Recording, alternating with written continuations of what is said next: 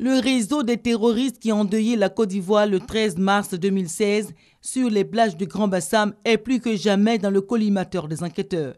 Les victimes directes, notamment les 33 blessés, et les parents des personnes qui ont perdu la vie, continuent d'espérer en la justice.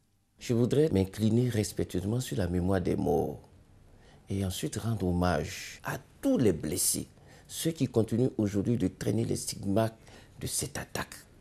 C'est d'ailleurs en pensant à toutes ces personnes qui constituent pour nous une source de motivation supplémentaire que nous faisons tous les efforts pour faire avancer les enquêtes.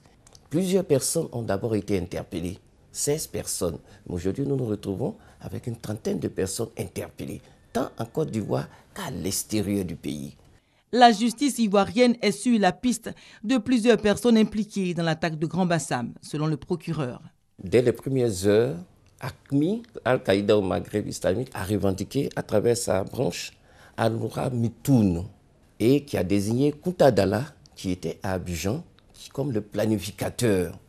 Mais nous sommes conscients que c'est des pions qui ont été utilisés et que les vrais organisateurs sont dans l'ombre. Pas plus tard que le week-end dernier, au niveau de Dakar, il y a eu 2 arrestations. Au Mali, il y a au moins 4 arrestations qui ont été opérées de ceux-là même qui ont tout organisé, planifié et qui ont envoyé des jeunes gens pour tirer à bout portant sur des Ivoiriens qui étaient à la plage et qui aspiraient juste à un moment de détente. Pour faire face aux urgences, les attributions des ministères de la Défense et de la Justice ont été renforcées.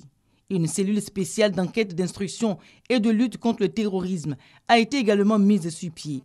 Cette unité composée de policiers, de gendarmes et de magistrats planifie les actions préventives à toute attaque terroriste. La cellule logée au ministère de la Justice a un contact permanent avec d'autres procureurs au niveau international. Des rencontres ont eu lieu au Kenya, à Bamako et au Sénégal dans le cadre de cette enquête. À ce niveau, la collaboration de la Côte d'Ivoire avec le Mali a donné quelques résultats. Le Mali est très engagé. Les responsables de sécurité au niveau de toutes les frontières se réunissent souvent également pour échanger les informations. C'est d'ailleurs au niveau de ces échanges des informations que nous leur donnons et qui ont permis donc d'aboutir à ces prises qui sont assez importantes. Puisque aujourd'hui, c'est vraiment le Kounta Dalla qui est encore recherché. Sinon, même les autres qui n'ont pas encore été appréhendés, nous avons des informations qui nous permettront de remonter. Le terrorisme n'a pas de frontières. Les enquêteurs n'en auront pas non plus. C'est pourquoi la justice ivoirienne travaille très étroitement avec le FBI, des spécialistes allemands, français et Interpol pour dénicher les penseurs des attaques meurtrières. Mais cet effort international ne suffira pas, selon le procureur. Les populations doivent s'impliquer en dénonçant tout fait suspect.